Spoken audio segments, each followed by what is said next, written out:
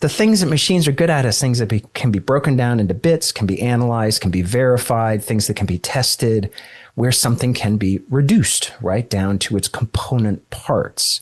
Sometimes those are predictable, sometimes they're not, but they can be broken down into parts.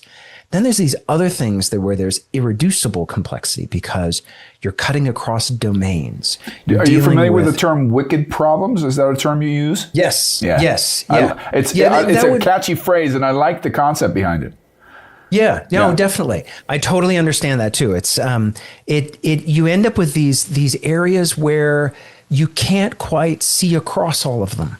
It isn't possible to reduce. And it is one of the things that we as humans are really quite good at. So I won't try to, I won't go on for longer now because I can consume hours talking about what was, many tens of thousands of words piece of research, but you can find it on our website. It is quite interesting to look across it and look at this from the frame of jobs. So where are there jobs that have very high irreducibility, and why is that? Now, caveat for all of this when people look at it is everybody always looks up their own job, and you can go look up your own job and you'll have a problem with it, which I understand. And the main thing to note for all of your audience is all of this data is about averages in jobs. So for instance, software developer is lower than a lot of software developers like to think it should be. And then you describe it's the average. They go, oh, I get it. But I'm a software architect. Yeah, well, you're dealing with much more. You're not just dealing with the code.